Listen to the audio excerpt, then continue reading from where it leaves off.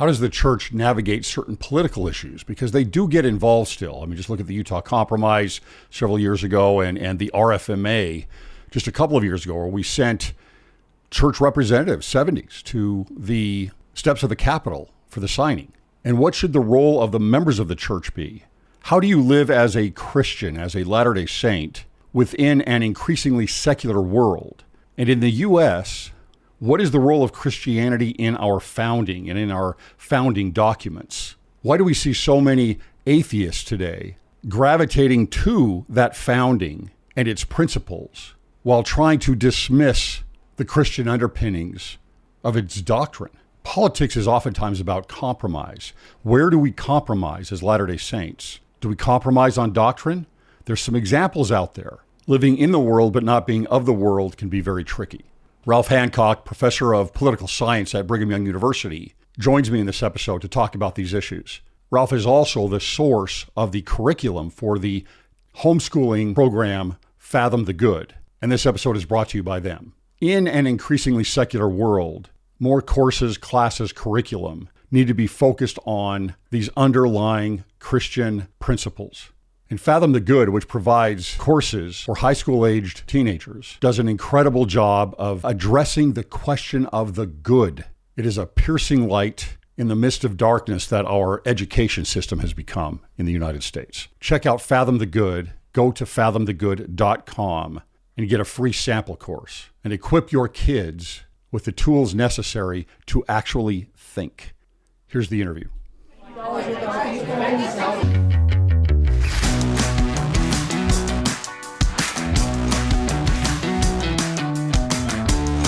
All right, welcome to Cwic Show. My name is Greg Mattson, and I am your host. In this episode, we bring back my good friend, Ralph Hancock, BYU professor of political philosophy. Ralph, I'm starting off with this question. What is the right or the best way for Christians to live in a non-Christian world? All right, I like to say that's obviously an essay question, not a short answer, and it's even a book-length question, and books have been written on this question. You could say Augustine's monumental City of God is on this question of Christianity standing in relation to the city of man, to Rome and its empire and so forth. But with those excuses, how might Christians rightly live in this world, in our world, in the West today? For many of us here in the United States of America, the question is complicated and many-sided. How to live in the world and yet not be of it. You have to take, which is a paraphrase of something from one of the letters of John, I think, to live in the world and not of it. You have to take both halves of that seriously, don't you? Most obviously, a Christian cannot be simply of the world. We have a destiny beyond this life, beyond these times, beyond the powers and principalities that govern this world. We have an eternal destiny, and that's most important. But at the same time, we are here in our second estate, as we Latter-day Saints say, to deal with the material and social problems that confront us in this temporal existence, and they're not irrelevant to our eternity. Now you had written, let me go on this, you had written a couple of articles, two-piece essay basically for public discourse. And you talk about Jonathan Roush. And this is to me something where Jonathan Roush has been kind of dropped into the matrix here of Latter-day Saints, looking at points such as the founding of America, the U.S. Constitution, freedom of religion, what place does Christianity and religion as a whole have in the United States? Can they work together? Are they incompatible? Just all these things. And you have a lot of Latter-day Saints at upper levels also that are very interested in Jonathan Rauch and support what he's saying. He comes out with a book recently that has a chapter that is filled with Latter-day Saints and how we're governing things in terms of, I don't know how else to say it, but compromise with things that we may not believe in and how we work with that, as opposed to, for Jonathan Rauch, the evangelicals who are more stout on holding their ground on certain things, such as traditional family, et cetera. So here's my question then, okay? Roush here is urging Christians to adopt kind of let me back up. I'm going to cut that piece out. Let me go to this one instead. In your article, Ralph, you describe Roush's vision as proposing a Christianity that contributes to liberalism's soulcraft, right? Without interfering with its epistemology, its belief system. Can Christianity be reduced to soulcraft without surrendering its truth claims? No, really, it doesn't take a moment's thought to see that this is true. And let me say at the outset that Jonathan Rauch, not to belittle him or diminish his contributions, he's a serious journalist who has done excellent work on an early book of his I read was called Demosclerosis, about how our institutions are gummed up and impeded by interest group politics and so forth. Very good stuff. He wrote an important book making what he regarded as a kind of conservative, or let's say pro-family case for gay marriage, and you could say that he won that battle. So he's a thoughtful, important journalist with whom one can reason. But this book of his, Cross Purposes, about Christianity and democracy today, is really not very interesting from the standpoint of political philosophy or for its serious propositions about how to live in the world as a Christian and not of it. What's interesting about it is its seductive power for so many Christians who are weary of the culture wars and who want to find some way to accommodate, to settle in, to get over polarization. How often do we hear this argument? There's polarization. Let's not be polarized. He's so appealing to that sensibility. And in a word, he tries to make it much too easy to be a Christian in our world. He practically answers the question, how to live in the world, but not be of it, by saying, well, actually, you can be mostly of it. It's not to worry.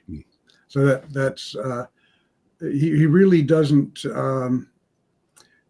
give any serious ground to a Christian or otherwise morally conservative understanding of what life is about. And that can't be irrelevant to our political priorities. You know, it's interesting because you and I have friends that are also weary of the culture war.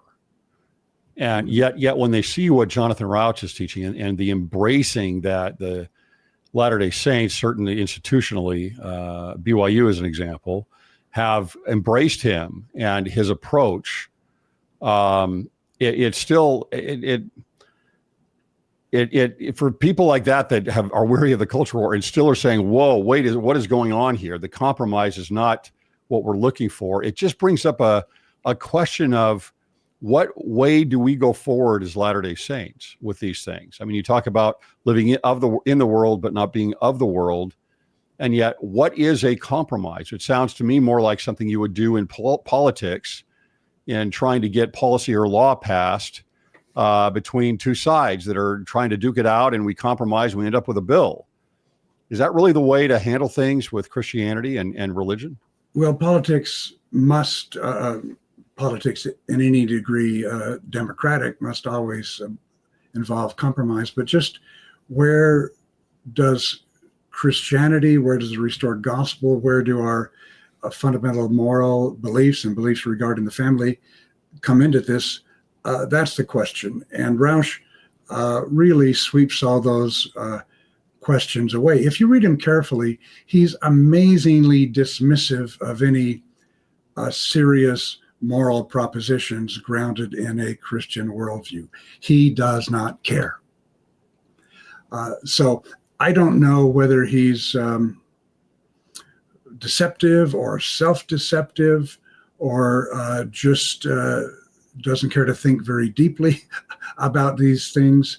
But ultimately, he's just telling Christians, just come over to our side in terms of the fundamental moral political issues, and we'll let you in private or in the zone of private action that is still left to you. We'll let you, we're willing to show signs of respect to your religious beliefs, but it won't matter. I mean, it's striking in this book how often he basically says, you can't win, accept it.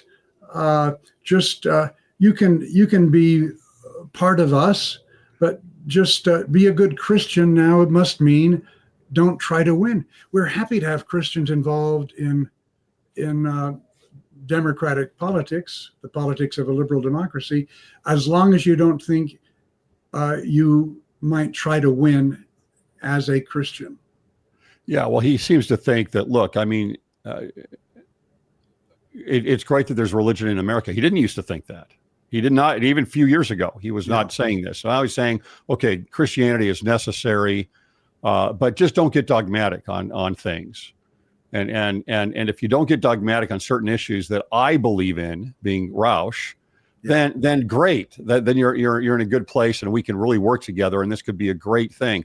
Let me ask this: in his book and in his BYU speech that he gave a few months back, right? He admits that liberalism is incomplete without any moral support from religion. He's now turned the corner on that, right? But he insists still on a purely secular foundation, right? Is he asking Christians to enter a marriage where they are always the junior partner? And if so, why would they accept that deal? Well, yes. Answering the first part of your question is easy. I mean, I frankly have to wonder, it seems like a naughty suspicion of mine, but how many of those who are enthusiastic have actually read his book or read it with any care? Because it's really fairly transparent if you just track the reasoning with any degree of conscientiousness. But look, you're exactly right. He's been an atheist and a homosexual marriage advocate for a long time. Probably the biggest voice there. Yeah, he used to be absolutely allergic to Christianity. And by the way, between the lines, or I mean, rather in passing, but explicitly, in this book, he will say contemptuous things about Christianity, and especially about his moral teaching, which he regards as backward, retrograde, and he still regards traditionalist Christian teachings as despicable. But you're right to say that he's come to this realization that liberalism cannot supply its own moral foundations. Right? He's kind of strange and eccentric on this point too, because he says he doesn't need any foundations. I mean, he's happy to look at humanity, a human being, as a clump of cells that are the accidental product of, I don't know, billions of years of evolution or something. He's happy to believe that, but he recognizes for some people that just doesn't work. For some people, it's hard to draw a line between that sort of atheistic metaphysics and anthropology. It's hard to draw a line from that to the moral foundations of a democracy. So strangely, he says, I'm kind of weird and I'm just an atheist, and it's fine with me. I don't believe in anything beyond this life. I don't believe in any reality beyond the material, which, by the way, even in scientific terms, is not a coherent position if it ever was. I don't need this, but I've come to see that that many people actually need some moral foundation. So why don't we reach out to Christians, and we'll see, especially Latter-day Saints, to provide these foundations. But as long as these foundations don't interfere with my view of liberalism, which is conceived on absolutely secular and atheistic foundations. So you can be my friend. You Christians ought to support. Actually, he waffles on the word support, but that's what he's saying. He goes back to you can align with, you can help us out by aligning with. I don't know how that doesn't add up to support. You can help us out, you Christians, without supporting, but only by aligning with liberalism. But just don't. But just keep any of your non-liberal ideas to yourselves. So you say in your piece also, you say that Roush urges Christians to adopt an exilic posture, right? Retreating from public influence. In your view, is this a noble calling to humility? I mean, should we look at it this way? Like, we are nice, we are kind, we are inclusive, right? In your view, is this a noble calling, or is it more of a calculated sidelining of a Christian moral witness? It's a very devious rhetoric. Again, only God can search hearts. I don't know how calculated this is on Roush's part. If it's not calculated, he's landed upon a marvelously effective rhetorical strategy, however shallow it is philosophically and theologically, because he's basically saying you should support with your religion a view of politics that is based upon really a metaphysical and moral foundation that is alien to your religion. Now, of course, he has to define an area of overlap, and that's where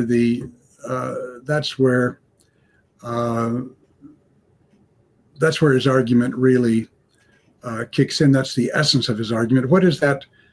What can one draw from Christianity, or how might one characterize certain Christian teachings and attitudes in such a way as, lo and behold, they perfectly complement or align with liberalism? But with that, let me go back, because this goes back to, I think it was your introductory question, when you talked, the general question of Christians relating to the secular world today. Here's where Roush really represents the fundamental challenge and complication in that scenario today. The problem is that in a weird, I would say even perverse kind of way, democracy has come to imitate, secular democracy has come to imitate or to ape certain Christian teachings in a way that is very alluring and deceptive. My friend, the French political philosopher Pierre Manant, has pointed out that in some ways, this will be paradoxical and shocking, but try this out. In some ways, the problem with democracy is that it become too Christian, in the sense of your teddy bear Christianity, or in the sense that our academic religion of equity and diversity, essentially a woke religion, is in a perverse way derived from aspects of Christianity that have been wrenched away from their foundations or from the core propositions of Christianity. But that's what's so alluring about his proposition. What if he proposes to us Christians, especially Latter-day Saints, Roush proposes, what if the way to be the best Christian is exactly what we need in a secular, liberal, and I'm going to say post-Obergefell democracy, because that's really what we're talking about. That's the broad context. That's the Roush is kind of posturing himself as a moderate or a center left today because he's won his big issue, and now he's saying, okay, can we just agree on that this is the a fait accompli, or this is the baseline or the default of what we mean by democracy now, and can we not contest this? And now he's proposing that you Christians and Latter-day Saints understand your Christianity in such a way as to support this post-Obergefell liberal scenario, and do it in the name of imitating Jesus and in the name of love and forgiveness. Yes. Now, he does this thing kind of along the lines of what you're saying. Is he does this thing where he says, look, again, he's turned the corner on Christianity as far as we need Christianity in the United States and for pluralism and for our republic to run the way that it should. But he parses it out and says Christianity is great for the country. We believe that. Just keep your Christian beliefs out of politics. Is basically, to me, that's how I see it, right? He's separating those two things. The structure and the manifestation, the practical use for religion is great for America. Just keep it out of politics is what it seems like to me. Now, if that's the case, what is the risk to Christians and Latter-day Saints especially, right, in to stay out of politics? And especially in this moment of where secular liberalism is defining the terms in our public morality. To stay out of politics and to stay out of especially out of the culture wars, to avoid the most polarizing terms of politics. Now that is a great, again, the great temptation. But I thank Roush for bringing to the fore what's really at stake in this temptation of a kind of liberal democratic reinterpretation of Christianity. The problem with a complete retreat or disavowal of what have been called culture wars is that we fail to see that what is at stake morally and culturally in the political regime, in the political settlement, in the more or less stable compromise under which we are living. If we accept that as the default, then we are actually forsaking our core beliefs on the matter of sexuality and the family in particular. Roush wants us to sideline those, to privatize them, and some Latter-day Saints of goodwill end up in the same place by saying, just using the language of love and peacemaking, echoing key terms by President Nelson. In the language of love and peacemaking, many Latter-day Saints find it convenient, even exhilarating, just to embrace the terms of the compromise, such as Roush outlines it. But see, there are two aspects.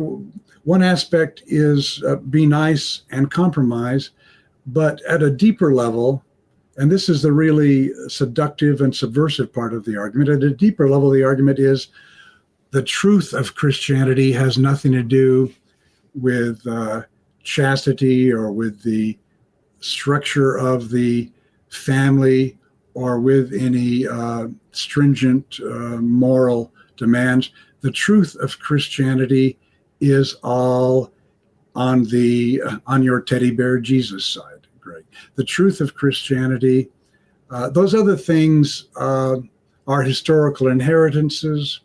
And this is the logic into which we slip. Those other things aren't essential because to imitate Jesus. I mean, Roush is an atheist, and he has the gall to say, you Christians haven't been imitating Jesus in the right way.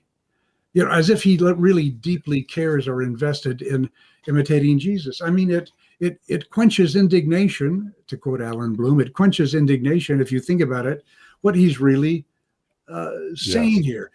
Please, wouldn't it be sweet for you to be like Jesus so that you would exile yourselves? Because that's what Christianity is about. Judeo-Christianity is about accepting exile from this life.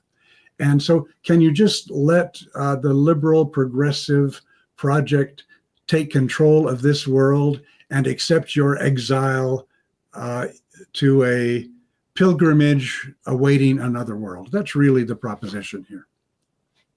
Now, talking about that, where he's kind of appropriating a Christian perspective and then repackaging it. Why do you think Roush singles out Latter-day Saint theology, particularly its concept of agency, right, as uniquely useful for a liberal democracy? And how does he use that? Why is he doing that? Yeah, well, there's partly a historical explanation for this love fest between Rauch and prominent Latter-day Saints. I can't trace all the history in detail, but suffice it to say, for many years, Rauch has kind of appeared on the circuit of Latter-day Saint discussions with moderate political voices in think tanks and in the political world.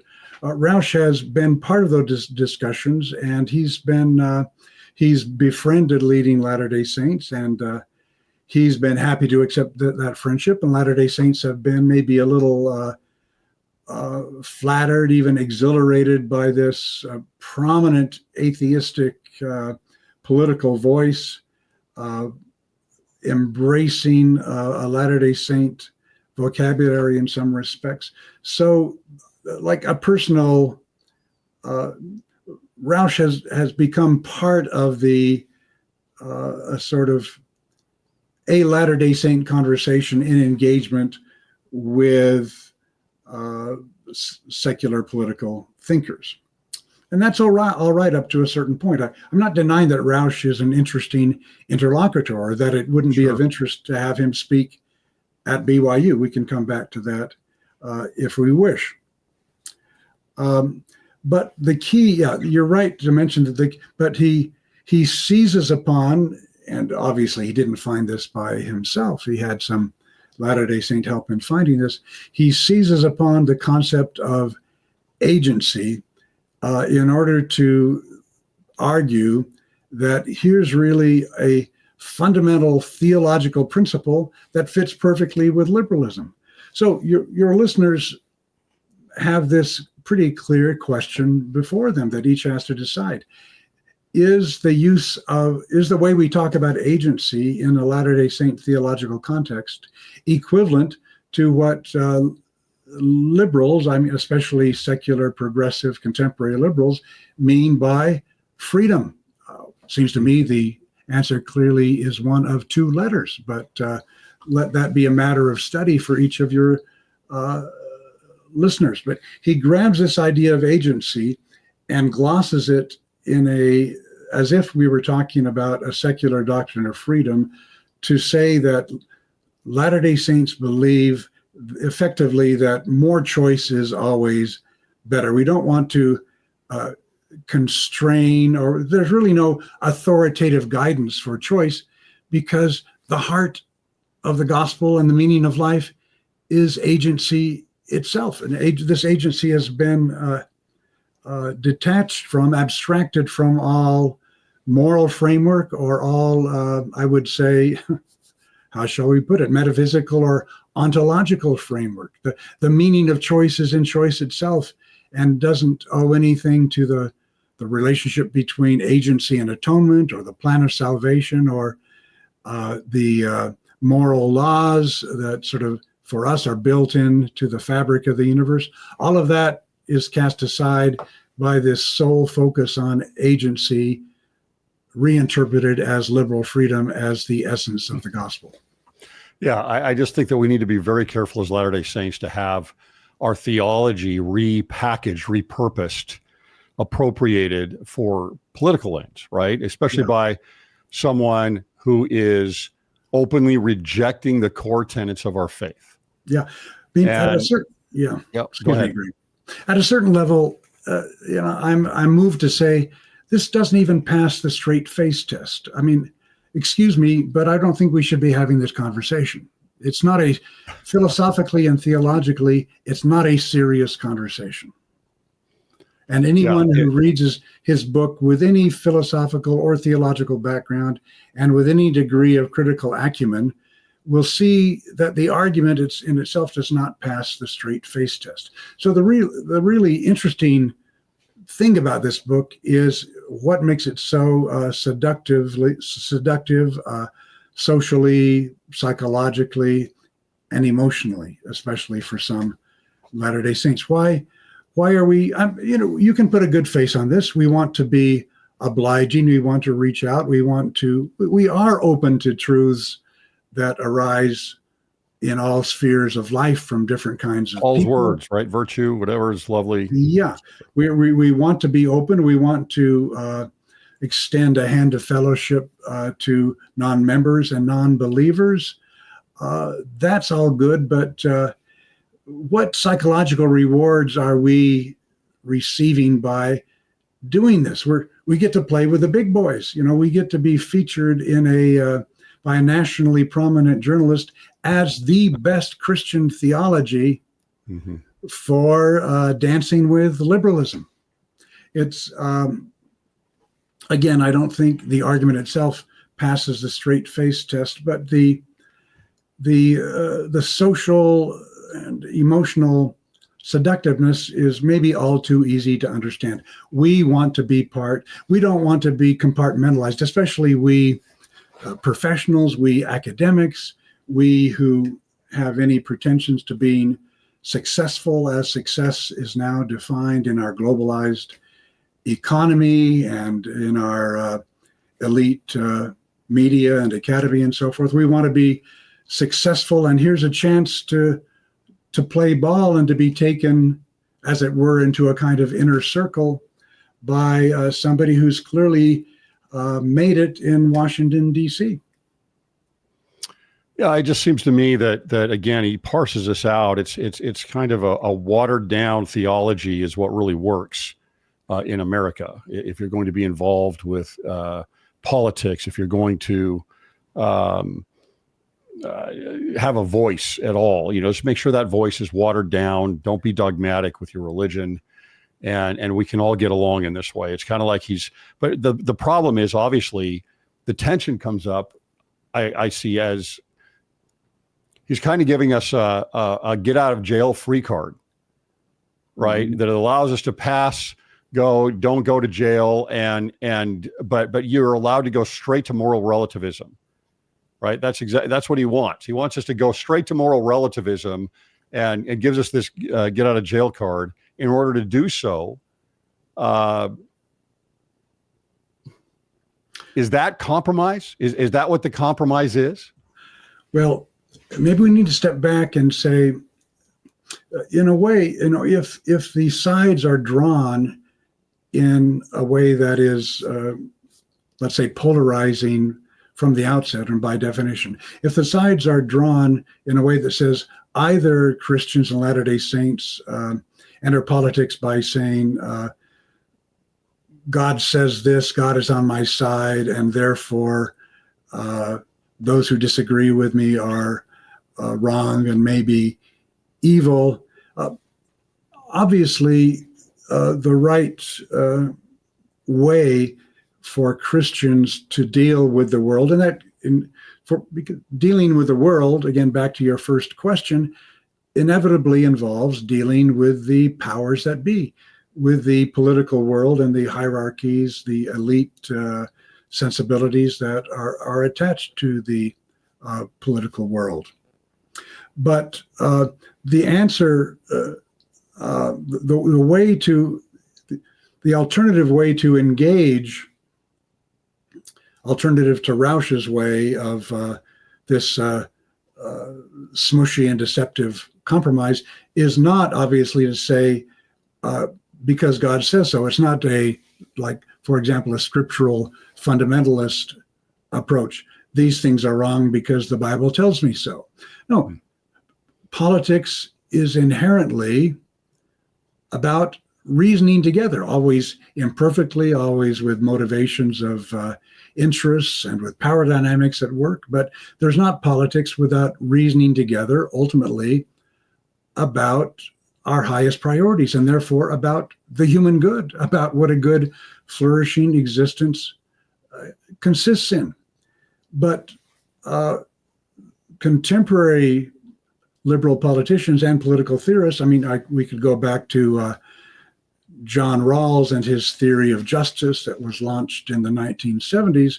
But in general, liberals have wanted to say, check all that, let's make that private morality. You check that at the door, and then we will reason together on a supposedly neutral basis.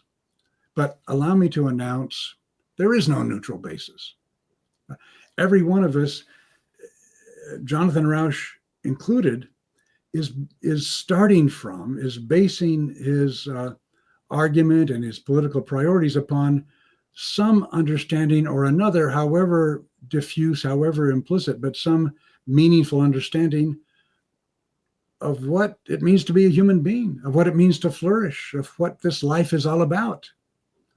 And what we could get back to the clues that we pick up from Roush as to answers to this question. Hint, they're not answers compatible with a Latter-day Saint understanding of agency and atonement and the plan of salvation or anything else. But, sorry, I have to resume my thread of thought here. But we have to reason together in the public realm, but that doesn't mean to accept the supposedly speciously neutral premises of the, if I may say, the liberal establishment, because they're not neutral, okay? Everybody's coming with some view of humanity. Ours is informed by our Latter-day Saint belief, but also by experience in life and by observations around us, experiences as to what makes life good, what builds good character, what makes a good citizen. We have every bit as much right to draw upon our experience, which is an inextricable mixture always of inherited beliefs and religious doctrine and moral experience and just practical judgment. We have as much right to draw upon our beliefs as anyone else. But Roush wants to truncate. He wants to cut off every premise of our political reasoning, every moral premise that is in any way, that can in any way be said to be tainted by Christianity or biblical revelation, or really anything that is not compatible with the premises of his liberalism. What do you make of Roush's insistence that that Christianity can help fill the God-shaped hole of liberalism, of our democracy, right? While denying the God who creates that very need. I mean, we've moved into a place where secularism has really taken over a lot of our policy making, of our laws, of our culture. How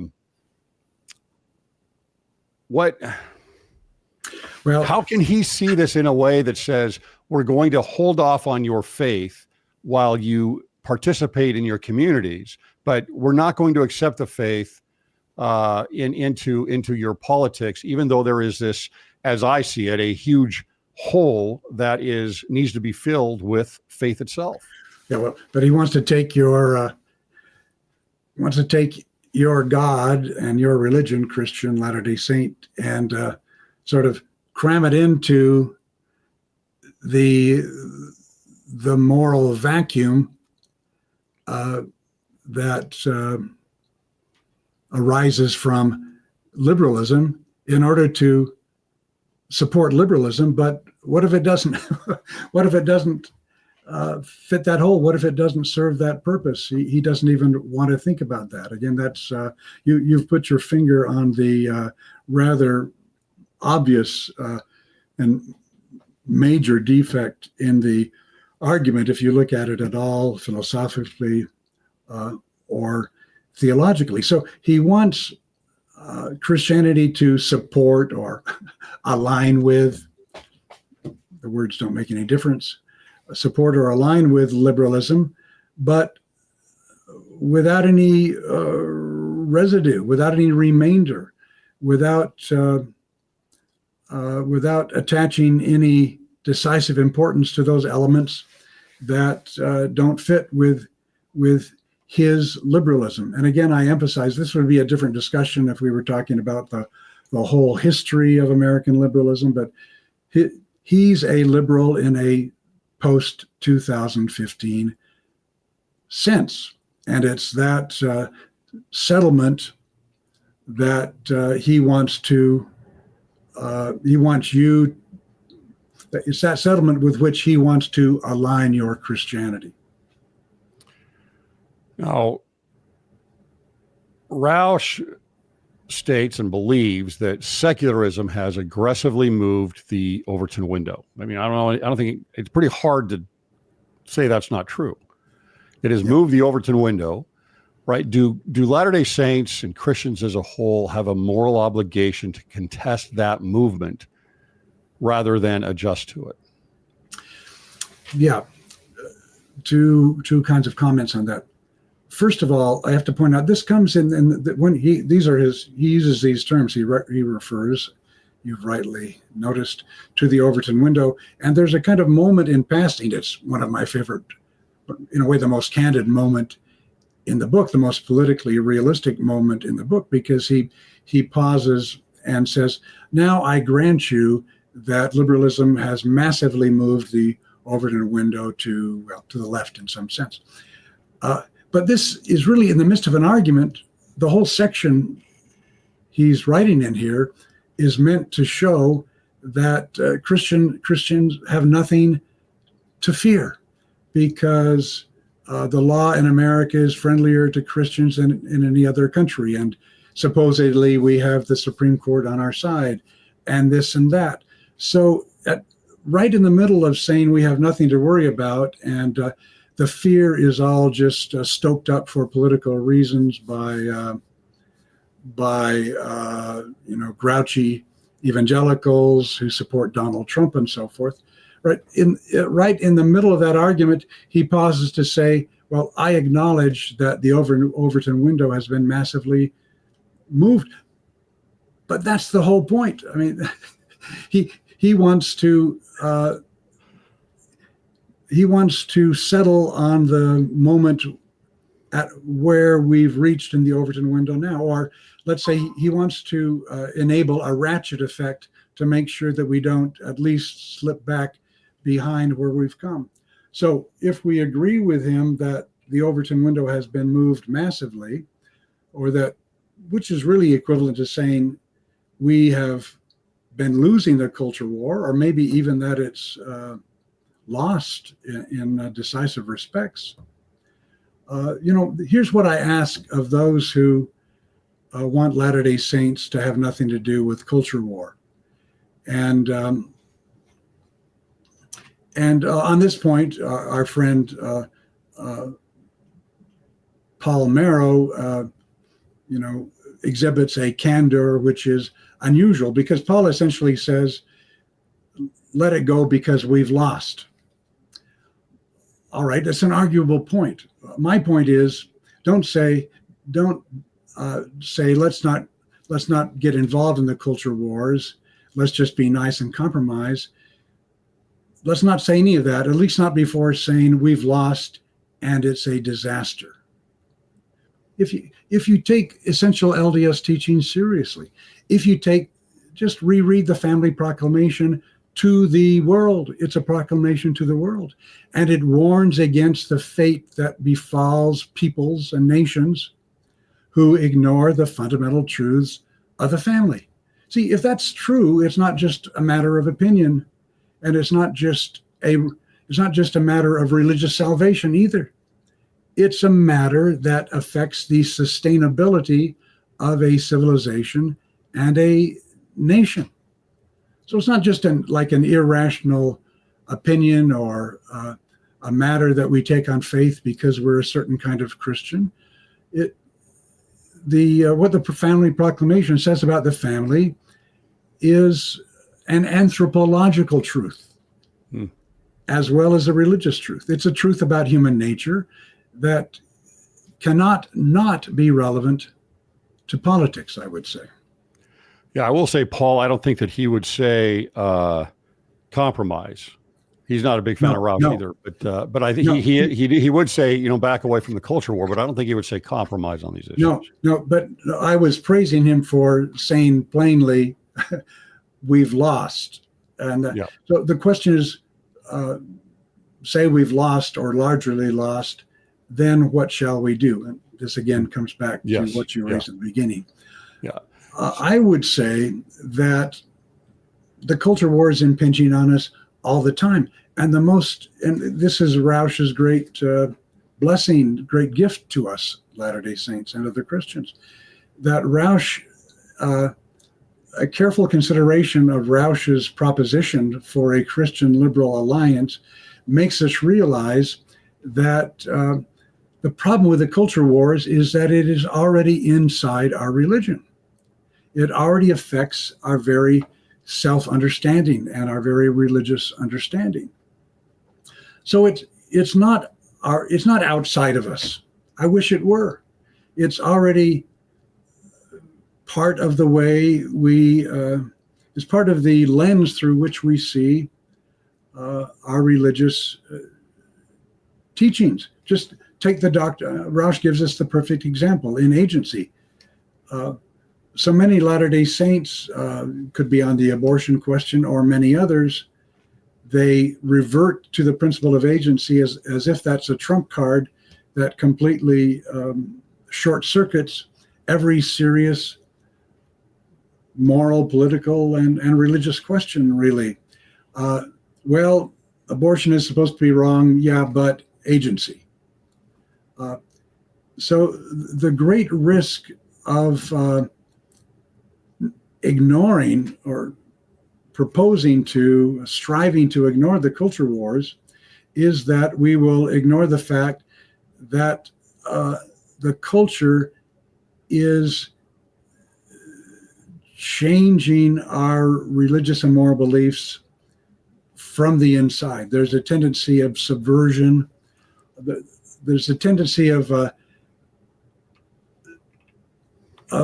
liberalism, secular liberalism, which is really a secularized and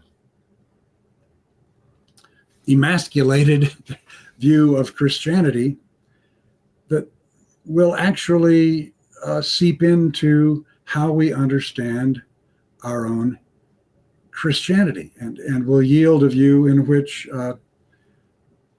Christian love is no more than niceness and compromise. I mean, Roush proposes that it's really quite amusing if you think about it, that the basic principles of Christianity: do not fear, imitate Jesus, forgive others. Well, if you look at James Madison's classical liberal politics, and it's a very defective presentation of James Madison, by the way, but if you look at James Madison, he's saying, that's really the same as Christianity. So it's perfect. There's no tension. To be a Christian is to be a nice liberal person.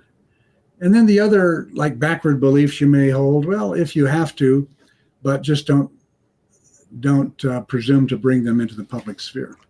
Yeah, he's very Madisonian and wants to fit a square peg into a round hole, I think, here. But in what way do you think that well-meaning Latter-day Saints are tempted by Roush's vision of this neutered Christianity that that basically is surviving to some degree, and I'd say Christianity as a whole, that is surviving by being agreeable. Look, I think there is a massive sociological element in the explanation of this. And let me mention that many of these ideas of mine were crystallized with the help of an excellent book a few years old by a fellow who used to be an editor at First Things named Bottom, Joseph Bottom, isn't it? Yeah. And I think his book is The Age of Anxiety, or we can check that, something along those lines.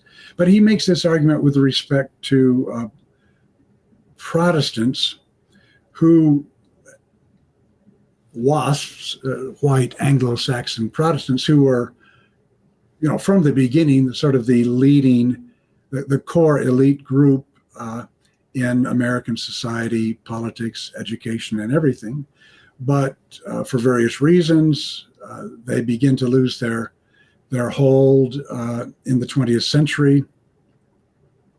They're trying to find their relevance, and they increasingly embrace a social gospel and then a gospel of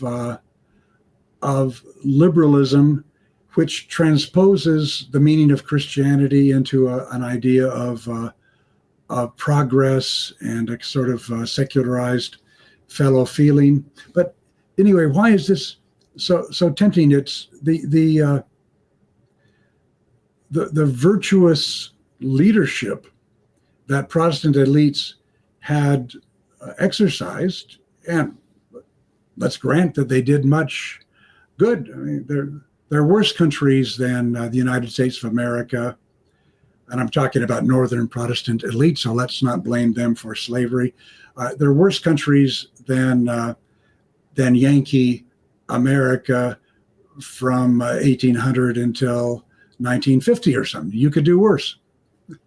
But at a certain point, they see themselves becoming irrelevant as Christians and reshape their Christianity to emphasize the social gospel and liberal progress. And the same zeal, but most importantly, the same sense of elite virtue, the same sense of pride in leadership is channeled into progressive politics.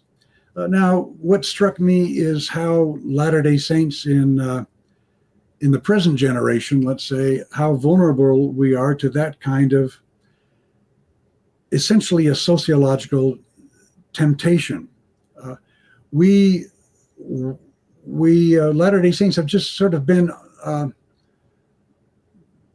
partly on the fringe, partly on the inside of upwardly mobile and visibly successful Americans. I mean, you can go back to Mitt Romney or to the Osmonds and sort of trace the history of Americans becoming mainstream. And I think we crave so much to be mainstream and to be part of the American liberal project. And now that this project in its global, international, and increasingly woke version takes on another whole dimension, Latter-day Saints want to be educated and successful with all that means in our world. So just think about the Latter-day Saint emphasis upon education. It's noble, naturally. I'm in favor of education, including higher education. There's a good debate, a useful debate about how necessary colleges are right now for everyone. But I'm in favor of education, and the church's embrace of education within a perspective of the glory of God as intelligence, and whatever principle of intelligence we attain to in this life will rise with us in the resurrection. That's all fine and good, but our enthusiasm for education also has a social dimension, a dimension, frankly, of social status. don't mix us up with the conservative Christians, evangelicals, and fundamentalists. We are successful, upwardly mobile, globally invested, globally competent kinds of people. We're leadership material. And BYU is, largely built for us, putting Latter-day Saints on a track to international leadership. Mm-hmm. How can there not be a temptation to take on the values and sensibilities of the global elite? If I say global elite, it sounds conspiratorial, but there is a thing. It is a real force. And I think when Latter-day Saints, who are sort of tenuously holding on to this dream of becoming part of a global elite, they wouldn't even put it that way. They'll just, in terms of being successful, helping to change the world, making a contribution, they're all benign and largely admirable ways of expressing the same thing. But as young Latter-day Saints especially conceive this possibility of being part of an elite leadership class, considered enlightened and successful, along with that comes a great aversion to anything that makes us seem backward, bigoted, ignorant. Even the word conservative can be deadly in the circles in which we want to rise. So I think it's this allergy to anything associated with conservatism, and especially religious conservatism, that makes us so vulnerable to this seductive appeal of Roush's. If that's the question you asked me, and I can't remember. You say conservatism. I don't even know if it's just conservatism. I think it's just your faith and your understanding of the gospel. And are you going to hang on to that, or are you not? Now, some people today, as the Overton window does move, will say, well, the more you hold on to the gospel and its principles, the more conservative you are. That's right. I don't know that is really, I don't like that. I don't like that idea. I understand that there is truth behind that, but it's a matter of if BYU, for example, is going to be teaching the students there to go out into the world and to be leaders in the world, the leadership to me there needs to be grounded in gospel principles. And that everything else, you can talk about what the perspective is, if that's conservative, if that's more liberal, if that's whatever. To me, it's, are you grounded in the principles, or are you watered down into a more of a secular approach that is going to be more agreeable in those leadership positions? Well, I agree with you, Greg, in the sense that I don't want the church or BYU to, the mission is not to align with or promote something somebody else has conceived as conservative. But here's the problem, Greg. We have to be frank about this. And now more than ever, the very definition of conservatism or of the right is up for grabs. That would be a topic for another discussion. But look, any politically relevant worldview that were remotely friendly or even respectful of, open to the teaching of the family proclamation, just to use this as a touchstone, is going to be considered conservative. I mean, it's not our choice to be conservative activists. For that matter, in terms of our belief system, the way we really understand agency as having to do with accountability and responsibility and sustainability, to use a word that Elder Christofferson used in the title of a recent conference address. All these are essentially terms that now have rightward accents, if I may put it that way. So I'm not in favor of the church or BYU in any way investing itself in conservative activism. On the other hand, if we run away from anything that the world or our enemies or our rivals or our critics would define conservatism as conservatism. If we run away from that, then we're letting them set the agenda. I just don't. I don't think conservatism should be our priority. You're right to put the emphasis upon religious fundamentals, but on the other hand, we can't run away from the label that others will inevitably apply to us. That would be my argument. Yeah, well, that's a good point. That's a good point. All right, so how do Latter-day Saints then, given all this, how do Latter-day Saints navigate this tension between being peacemakers and being, it's funny I'm even posing it this way, but being peacemakers and being faithful Latter-day Saints, right? And standing for something, right? But I've been thinking in my mind as I'm reading this off on my little question here, I'm thinking, okay, that's really interesting that those are juxtaposed here to some degree. But all right, and especially in our cultural environment, our church cultural environment, right, where conformity is rewarded and conviction is punished. Yeah.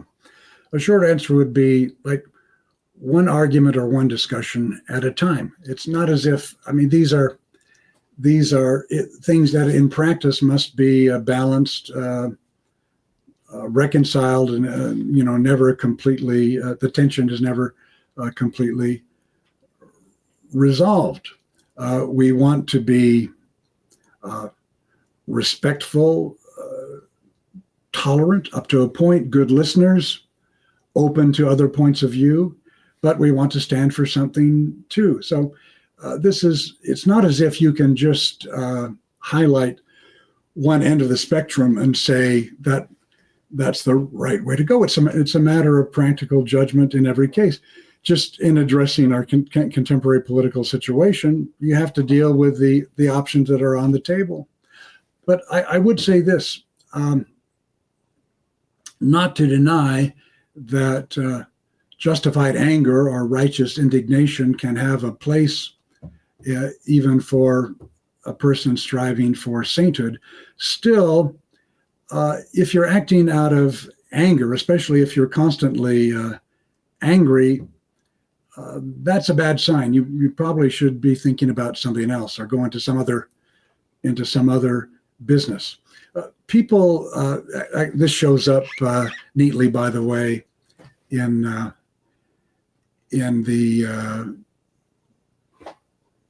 8th or 9th book of Plato's Republic, when he's describing the various transitions, stages of decline of the philosophical or enlightened soul. Sorry for that historical philosophical reference, but Plato already saw this very clearly. People who are angry not because they're overconfident about their ideas, but because they're not confident enough. We have foundations. We know they're true. We don't know everything, but we have firm beliefs that are well grounded in experience and that we know from experience are true, even if they're not always in every respect the whole truth. We have certain truths in which we are confident. So speak from those. Don't be afraid, and don't be angry. In a way, Greg, I'm always impatient with these discussions about tone and about language and all the discussions about civility, for example. I'm a little impatient with them because, yeah, that's obviously true, but it's kind of uninteresting. We know that we're supposed to be decent people with civility and self-control, but that has nothing to do with that by no means implies that we should refrain from affirming the truths that we know. And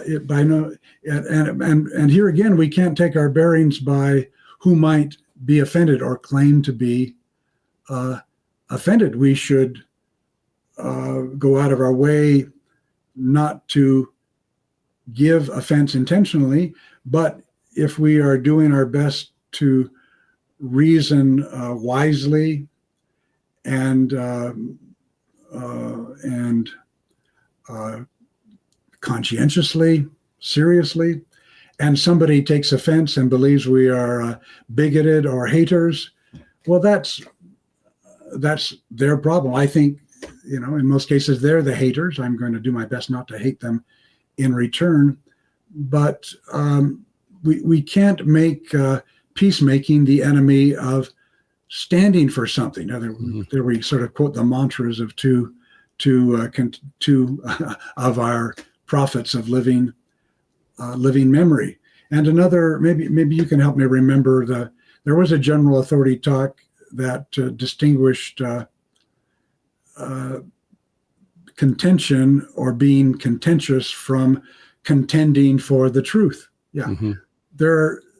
We are called to contend wherever that may be useful and have any hope of being constructive, not for the purpose of triggering other people, but for the purpose of contributing to serious discussions about our common priorities as a community. So yes, civility, yes. Can we just all agree on being civil, and can we all agree that the nastiness that we often see in comments online is just more than juvenile? It's absolutely infantile and despicable. Can we just agree on that and then move on to discuss the substance of the issues? Yeah. And Ralph, this is all these topics and this discussion within this matrix that Jonathan Roush seems to be at the center of, which provides such provocative, really, discussion on several important issues for the church. This is part of a series that you've got for us on our Substack on Alive and Intelligent. And that's going to be a 3-4 week series that we're excited about. And people ought to go over there to the Alive and Intelligent and check that out. The last thing I want to ask you is about, you have a homeschool high school curriculum that is pulled from your teachings on these things called Fathom the Good, that we have talked a lot about here on this program. Looking at what we're speaking about, these topics that we're speaking of right now in this interview, in this discussion, how does something like the curriculum that you've provided for teenagers provide a compass to some degree of how to walk through these issues, even at a younger age? Yeah, my teachings, that struck me as a little bit grandiose at first, but it's true. I am the main author of the ideas behind the curriculum, obviously. I would say what I think I have learned in many decades of scholarship and teaching in the history of political philosophy, and especially, let's say, at the kind of interface of religion, philosophy, and politics. So that's what I've been doing all these decades. And a short answer to your question of the relevance of the Fathom the Good curriculum to the questions we've been discussing is really, it turns out that one of our mottos or mantras at Fathom has been to be in the world, but not of it. It's really, the curriculum is meant to help young people learn to deal with this very challenge and learn to stand up for things reasonably and with confidence, neither to cave in, nor to become embittered and isolated and, let's say, anti-intellectual, but to have confidence that careful reasoning can be on the side of faith and morality. That's really the whole thing. Because modern secular rationalists want us to believe that reason leads to relativism and an undefined progress to some further stage of humanity. But no, that's a very tendentious and largely blind understanding of reason, very, very partial and truncated. Reason, the most rational question in the world is, what does it all mean? What is it good for? What constitutes a flourishing existence? And Fathom starts with and always returns to the question of the good, with the help of philosophers, from Plato and Aristotle to Madison and Tocqueville. That's what Fathom is for. Yeah, and what I love about the curriculum, and it is incredible, is it does reduce down to that. It's do you want your kids critically thinking about the good, right? Because the clarity, when you can study these things and go through these exercises, you get a better habit of actually choosing the good. It's not just the question of the good. It's actually, I can actually choose better for the good. And this can be in school. This could be in your career. This could be with your family or whatever it is. It's a way of learning how to think about the good. And people ought to go and check that out. Ralph, thank you for your time very much, for articulating these positions. I have a feeling we're going to talk a little bit more about this. Yeah, I always have the sense that I could list a dozen things that I didn't really explain well enough, and I already took too long, so we'll talk some more. Okay, thanks, Ralph. Thanks, Greg.